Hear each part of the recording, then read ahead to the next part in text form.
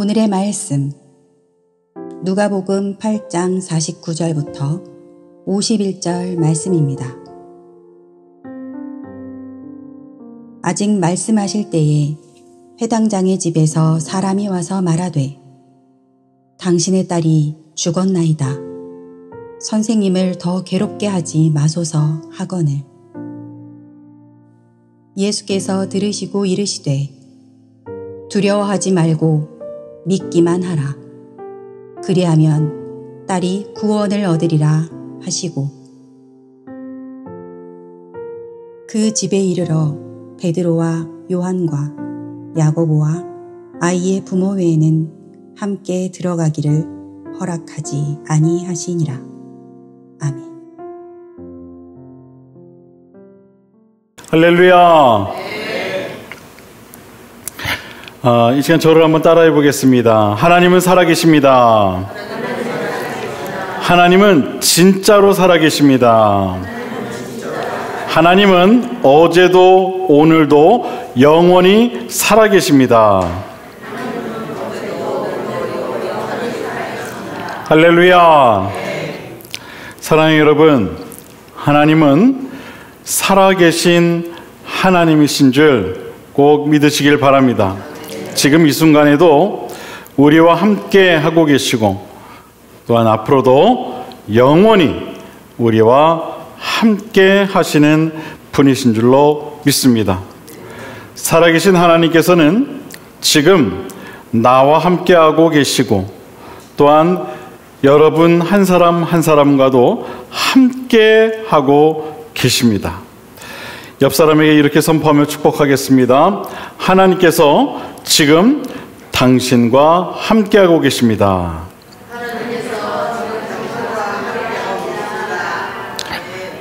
우리는 살아가는 날 동안 이러한 사실을 알아야 하고 또 믿어야 하고 또 느껴야 하고 또 경험해야 합니다. 우리는 우리의 믿음이 온전한 믿음으로 성장하기 위해 반드시 하나님의 살아계심을 깨닫고 날마다 경험해야 합니다. 왜냐하면 하나님의 살아계심을 경험해야만 하나님을 향한 우리의 믿음이 또한 성장할 수 있기 때문입니다. 하나님을 경험하지 못하면 그 믿음은 결코 자랄 수가 없는 것입니다. 많은 신앙인들의 믿음이 자라지 못하는 이유가 바로 여기에 있습니다. 하나님의 그 살아계심을 살아가면서 경험하지 못하기 때문에 그렇습니다. 하나님에 관한 지식은 있으나 하나님의 살아계심에 대한 경험이 부족하기 때문에 그렇습니다. 혹은 그러한 경험이 있었어도 그러한 경험이 계속 이어지지 못하고 삶 속에서 사라져 버렸기 때문입니다. 과거의 이야기가 되어버렸기 때문에 그렇습니다. 우리가 살아가며 하나님의 존재를 발견하는 방법에는 세 가지 방법이 있습니다. 가장 먼저 우리는 하나님의 말씀인 성경을 통해 하나님을 발견할 수 있습니다. 성경은 하나님의 감동으로 쓰여진 책이라 그렇게 우리가 알고 있습니다. 디모데후서 3장 16절을 보게 되면 모든 성경은 하나님의 감동으로 된 것으로 교훈과 책망과 바르게 함과 의로 교육하기에 유익하다라고 분명히 말씀하고 있습니다. 우리가 어떤 책을 읽게 되면 그 책의 저자가 무슨 생각을 하고 또 어떤 세계관을 가지고 있는가를 알 수가 있습니다. 마찬가지로 우리는 성경을 통해 하나님의 존재, 하나님의 생각을 알 수가 있게 되는 것입니다.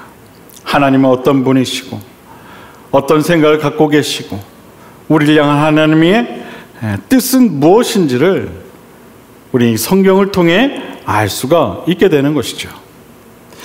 그래서 누구라도 하나님을 발견하고 싶으면 성경을 읽으면 되는 것입니다.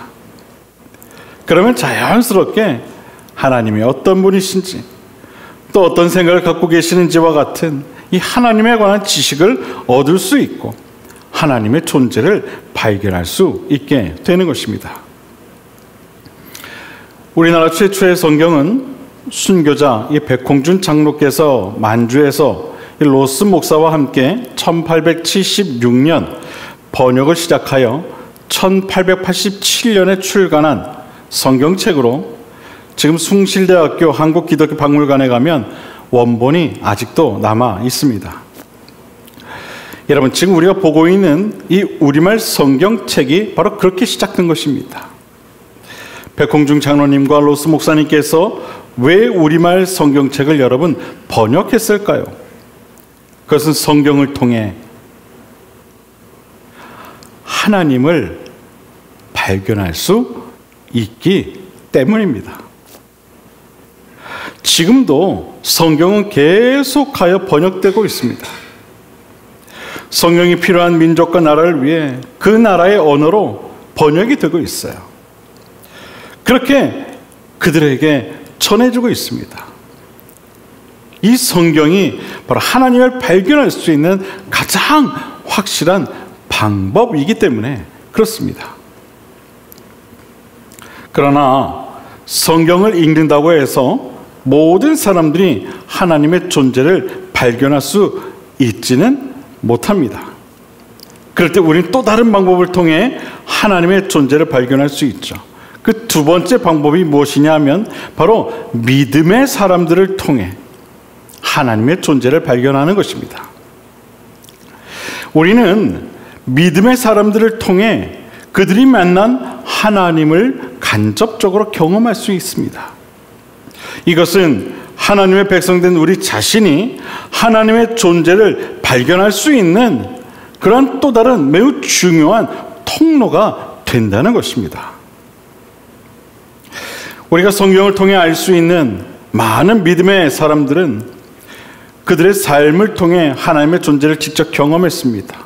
실제로 사도 바울은 예수님을 믿는 자들을 핍박하기 위해 다메섹으로 향하다가 직접 예수님의 음성을 경험했죠. 그것이 기록되어 우리가 그 사실을 알 수 있게 된 것이죠. 그는 그 경험을 통해 하나님의 살아계심을 깨닫게 되었고 그의 모든 삶이 변하게 되었습니다.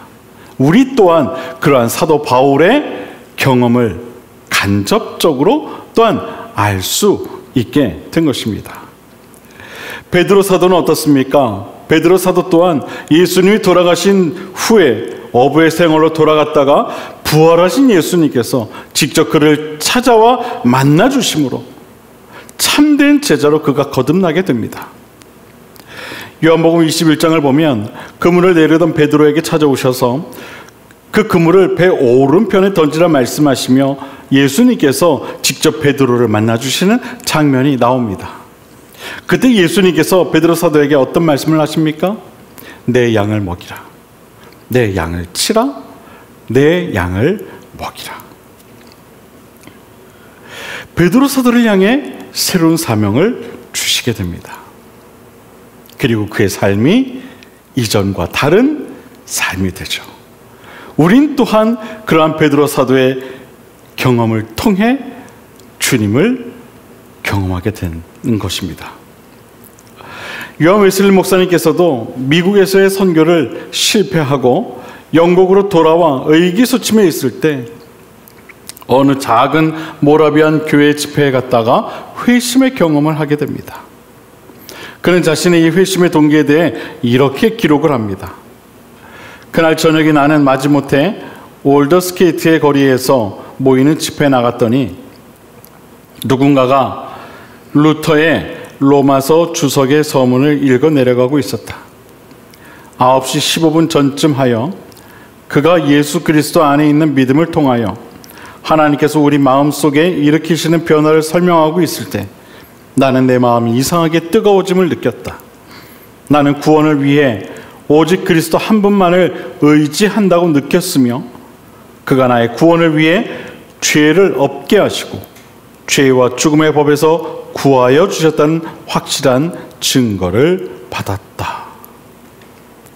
이것이 바로 요한 웨슬리 목사님께서 경험하신 하나님이었습니다.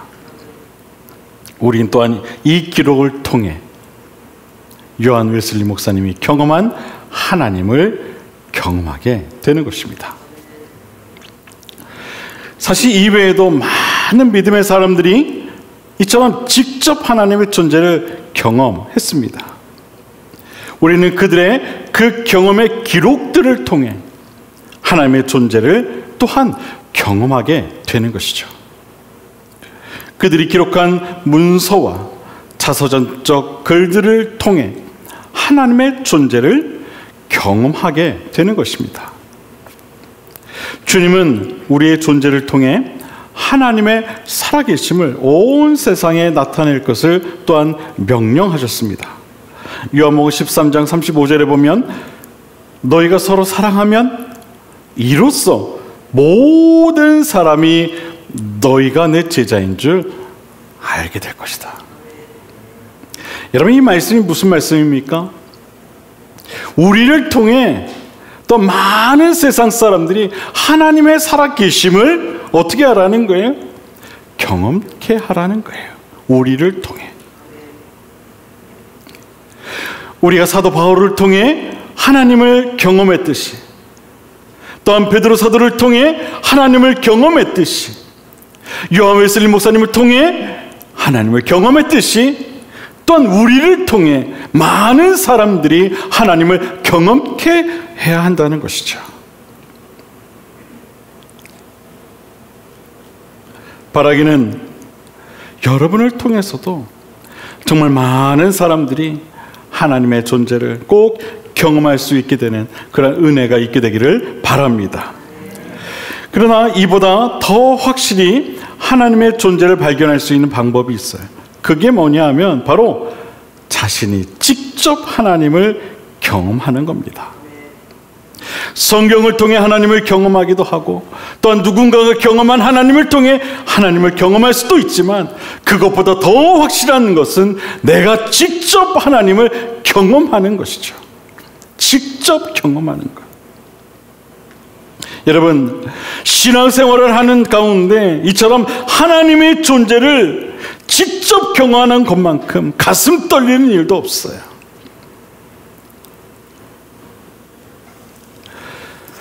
하나님을 경험하는 신앙은요, 그만큼 중요한 것입니다. 우리 삶 속에서 역사하고 계시는 하나님을 우리는 어떤 방법을 통해서라도 경험해야 하는 거예요. 직접 경험해야 한다는 것이죠. 그럴 때 우리의 믿음이 성장할 수 있는 거예요. 하나님을 경험한 사람과 그렇지 않은 사람의 믿음은요, 죄송하지만 천지차예요. 그래서 많은 믿음의 사람들이 하나님을 경험하기 위해 끊임없이 노력하는 겁니다. 하나님을 경험하기 위해. 우리는 하나님을 경험하게 될 때에 진짜 나의 하나님, 그런 고백을 할 수 있게 되는 것입니다. 시편 18편에 보면 다윗이 자신이 경험한 하나님에 대해 9가지로 그렇게 묘사하며 고백하는 것을 보게 돼요. 그러면서 자신이 믿는 하나님을 이렇게 이야기하죠. 나의 하나님, 나의 하나님. 사도 바울의 하나님이 아니라, 베드로 사도의 하나님이 아니라, 요한 웨슬리 목사님의 하나님이 아니라, 다윗의 하나님이 아니라, 성경에 기록되어진 하나님이 아니라 나의 하나님.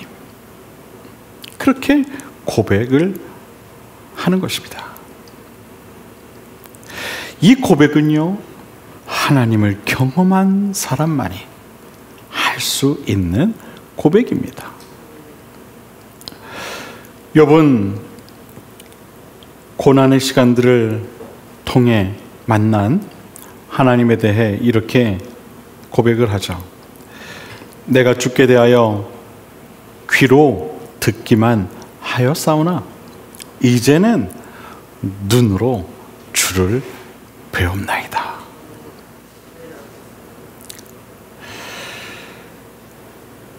이제는 눈으로 주를 보게 되었습니다.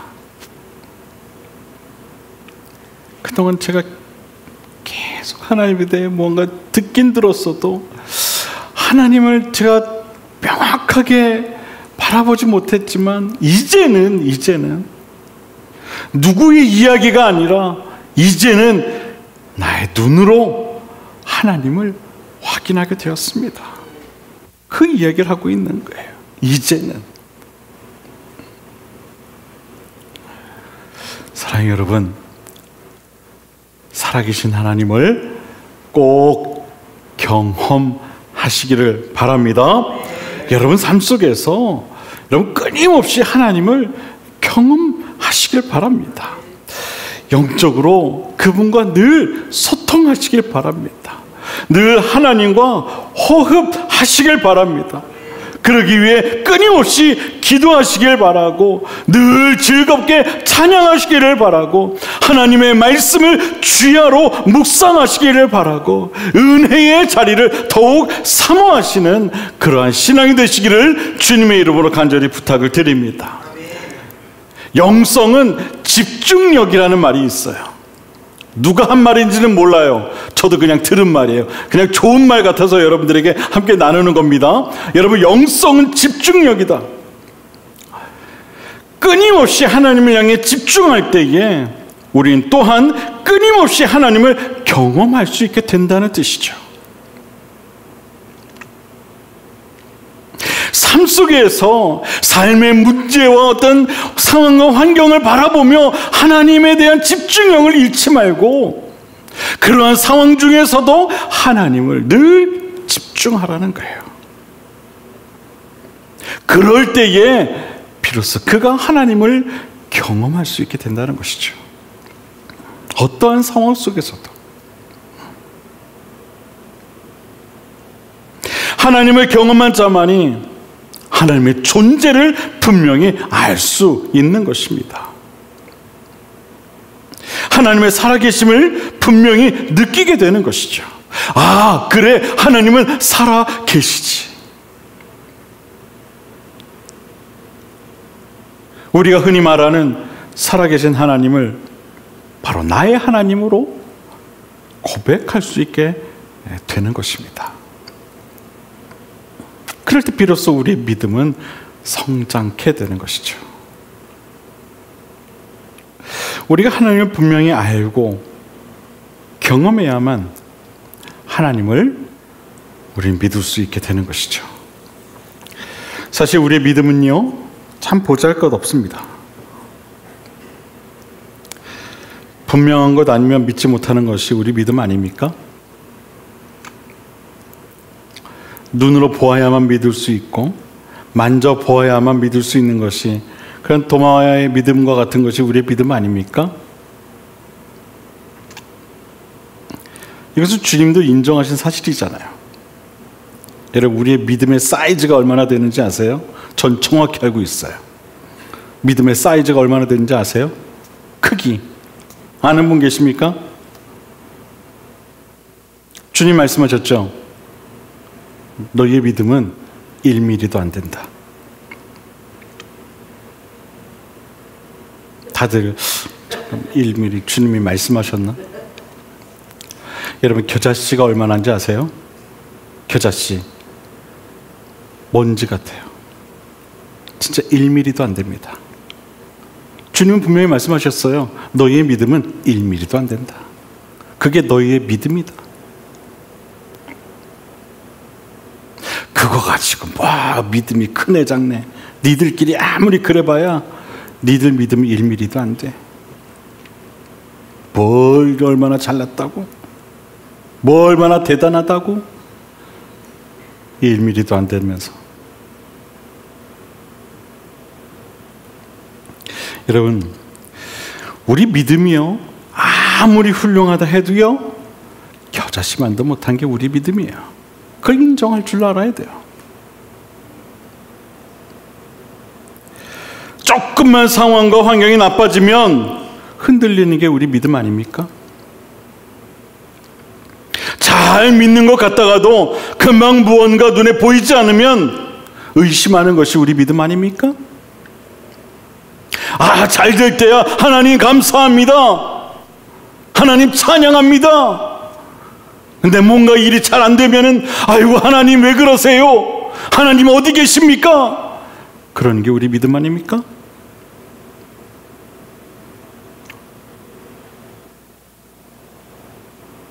어느 목사님이 그러시더라고요. 날씨에 따라 변하는 게 우리 믿음이다. 제가 한 말입니다. 여러분, 날씨에 따라 변하는 게 우리 믿음 아닙니까? 아이고 오늘은 왜 이렇게 그냥 날씨가 우중충하냐. 아이고 교회 갈까 말까. 아이고 이게 나 그냥 찌뿌둥하니 기도도 안 나오고. 기분에 따라.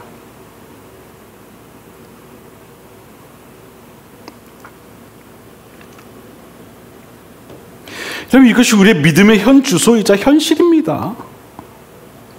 이유가 무엇이겠습니까? 그것은요, 우리가 날마다 하나님의 살아계심을 경험하지 않기 때문에 그런 거예요. 하나님을 집중하지 않기 때문에 그런 거예요. 엉뚱한데 집중하고 있기 때문에 그런 거예요. 주님은 말씀하시잖아요. 하나님의 나라와 그 의를 구하라. 그러면 그 모든 것을 너에게 더할 것이다. 그런데 우리는 어떻게 해요? 그 모든 것에 먼저 집중하고 있잖아요. 그 모든 것. 그게 뭡니까? 먹고 마시고 하는 것. 무엇을 입을까? 무엇을 먹을까? 앞으로 어떻게 뭘 하나? 그렇기 때문에 하나님은 우리가 경험하지 못하는 거예요. 엉뚱한 데 마음이 뺏겨 있으니까. 하나님을 경험한 사람의 믿음은 달라요. 왜냐하면 하나님의 살아계심을 알고 믿기 때문에 그렇죠. 그래서 우리는 반드시 하나님을 경험해야 하는 겁니다. 할렐루야. 사랑하는 여러분, 하나님을 경험하십시오. 하나님의 살아계심을 여러분 삶 속에서 늘 경험하십시오. 오늘 본문에는요, 죽은 어린 딸을 둔 야이로라는 인물이 나와요. 야이로는요, 갈릴리 지역의 회당장이었어요. 영적인 지도자였죠. 그런 그의 딸이 지금 죽은 겁니다. 여러분이 잘 알고 있듯이 아직 이 어린 딸이 죽지 않았을 때 그가 예수님의 소문을 듣고 예수님을 찾아가죠. 아마 서둘러 찾아갔을 거예요. 이제 곧 죽을 것 같으니까. 그리고 예수님을 만난 후에는 아마 예수님을 재촉하여 자신의 집으로 모셨을 겁니다. 그런데 그만 예수님께서 집에 도착하기도 전에 그 집안 사람들이 찾아와서 당신의 딸이 죽었음을 이야기하게 되죠. 그 순간 그 소식을 접한 회당장 이 야이로와 또한 그 주변 사람들은 아마 깊은 슬픔에 빠지고 말았을 겁니다. 아이고, 조금만 더 일찍 주님이 가셨더라면. 아마 그런 마음과 함께 큰 슬픔에 빠졌을 거예요. 여러분, 사람이 가장 약해질 때가 언제인지 아십니까? 바로 죽음 앞에서죠. 모든 사람은 죽음 앞에서 그 마음이 숙연해질 수밖에 없습니다. 그리고 삶과 죽음에 대한 깊은 성찰을 하게 되죠. 사람이 죽으면 나무 토막과 같더라고요. 정말 나무 토막과 같아요. 딱딱하니 그냥 나무 토막. 근데 사람들은요, 그 육신을 위해 평생을 그저 삽니다. 죽음은 우리에게 많은 것을 이야기합니다. 죽음은 슬픔을 이야기하기도 하고 아픔을 이야기하기도 하고 이별을 이야기하기도 합니다. 여러분, 죽음이라고 하는 화두는 우리 일생일대의 가장 큰 주제가 아닐 수 없어요. 왜냐하면 모든 사람은 죽기 때문이죠. 아무리 과학이 발달하고 인술이 좋아져도 이 죽음이라는 것은요, 피할 수 없는 법이에요. 인간은 한번 태어나면 반드시 한번 죽습니다. 요즘 그 중년들 가운데 유행하고 있는 것이 있어요. 알고 싶으시죠? 그게 뭐냐면 저속 노화 식단이에요. 저속 노화. 저속이 뭡니까? 속도가 느린 걸 말하는 거죠. 그러니까 노화가 늦게 되는 그런 방법 가운데 하나인데 그런 식단이 있다는 거예요. 그러니까 그런 섭취를 하게 되면 늙어가는 걸 좀 늦출 수 있다는 거죠. 그래서 요즘 중년들 가운데 이 저속 노화 식단을 이렇게 챙겨 먹는 사람들이 있다고 해요. 노화되는 속도를 줄이는 것, 궁금하시죠? 어떤 식단인지 궁금하신 분은 저한테 문자를 보내오시면 제가 그 식단을 잘 짜서 여러분들에게 보내드리도록 하겠습니다. 근데 여러분, 아무리 그렇게 이 저속 노화를 한다고 해도요, 결국은 그냥 늦게 죽는 겁니다. 결국은 그냥 늦게 죽는 거예요. 죽지 않는 게 아니에요. 그냥 늦게 죽는 겁니다. 실제로 늦게 늙는지 모르겠지만 그냥 늦게 늙어서 늦게 죽는 거예요. 네. 죽음을 피할 수는 없다는 거예요. 아무리 저속 노화 식단을 먹어도 죽음을 피할 수는 없다는 거예요. 죽음은 아무도 경험해 볼 수가 없죠. 한 번 죽으면 돌아올 수 없기 때문입니다. 경험할 수 없는 것이 죽음이기 때문에 사람들은요, 그 죽음을 두려워하는 거예요. 경험해보지 않았기 때문에. 그래서 누군가의 그 죽음을 슬퍼하는 것이죠. 돌아올 수 없기 때문에. 지금 야이로와 그 일행들이 그랬어요. 사랑하는 딸을 잃은 야이로가 그랬고 또 그 주변 사람들이 그랬습니다. 더 이상 사랑하는 딸을 만날 수 없다는 슬픔에 그들 모두가 망연자실, 큰 슬픔과 좌절에 빠지게 된 거예요. 그런데 여러분, 그러한 그들을 향해 주님께서 뭐라고 말씀하십니까? 두려워하지 말고 믿기만 하라. 할렐루야. 여러분, 죽음이라고 하는 그 두려움, 그 큰 슬픔 앞에 있는 자들을 향해 주님이 말씀하셨어요. 두려워하지 말아라. 믿기만 하라.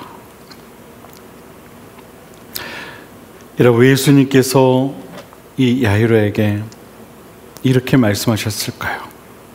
두려워하지 마.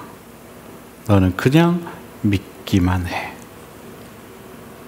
그것은 이제 곧 그들이 예수님께서 하실 일을 직접 보고 경험하게 될 것이기 때문이었습니다.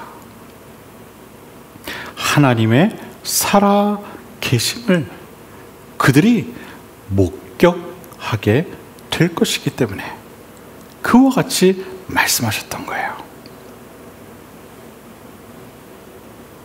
그래서 주님 말씀하신 거예요. 두려워하지 마. 너희가 그렇게 두려워하는 그 죽음, 그거 아무것도 아니야. 하나님이 살아계셔. 믿기만 해. 소녀는 지금 죽어 있지만 이제 잠시 후면 그 죽은 소녀가 다시 살아나겠으니 너희는 슬퍼하지 말고 근심하지도 말고 두려워하지도 말고 그저 나의 행할 일을 믿음으로 바라보라는 것이었습니다. 여러분, 우린 살아계신 하나님께서 행하실 일들을 믿음으로 미리 바라볼 줄 알아야 합니다. 비록 지금 눈앞에 보이는 것이 없다 하더라도, 아니 깊은 슬픔과 절망과 두려움이 찾아왔다 하더라도 살아계신 하나님께서 나와 함께 하시며 반드시 하나님께서 나를 위해 일하실 것이라는 그런 믿음의 눈을 가져야 하는 것입니다. 지금 성경에 나온 사람들은 현실의 슬픔과 절망과 두려움 앞에서 그 믿음마저 잃어버렸던 거예요. 그러한 자들을 향해 주님은 말씀하시는 거예요. 두려워하지 마, 믿기만 해. 그 죽음 그 아무것도 아니야. 하나님이 살아계셔. 여러분, 이 얼마나 간단 명료한 말씀입니까? 두려워하지 마, 믿기만 해. 여러분, 우리 믿음은요 단순할 필요가 있어요. 때로는 단순할 필요가 있어요. 어떤 의심도 어떤 두려움도 이 믿음 안에 들어오면 안 되는 거예요. 주님이 말씀하셨으면 그냥 그대로 믿을 필요가 있다는 거예요.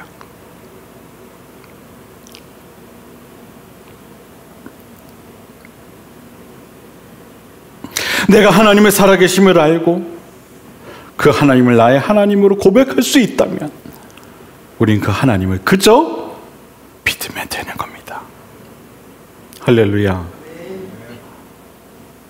나의 갈 길을 인도하실 하나님의 그 손길을 우리는 믿음으로 바라보면 되는 거예요. 믿음으로. 히브리서 11장 6절 말씀을 보면 사도 바울도 주님의 말씀에 부합하는 그런 교훈을 우리에게 주죠. 믿음이 없이는 하나님을 기쁘시게 하지 못하나니 하나님께 나아가는 자는 반드시 그가 계신 것과 또한 그가 자기를 찾는 자들에게 상 주시는 이심을 어떻게 하라고요? 믿어야 할지니라.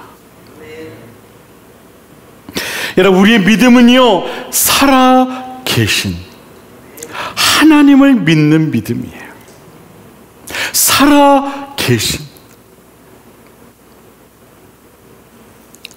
단순히 어떤 기적이 일어나고 어떤 변화가 일어나고 부자가 되고 건강이 회복되고 무언가 대단한 것이 일어날 것이라는 것을, 그런 것을 믿는 것이 우리의 믿음이 아니라 살아 계신 하나님을 믿는 믿음이 우리의 믿음이라는 겁니다.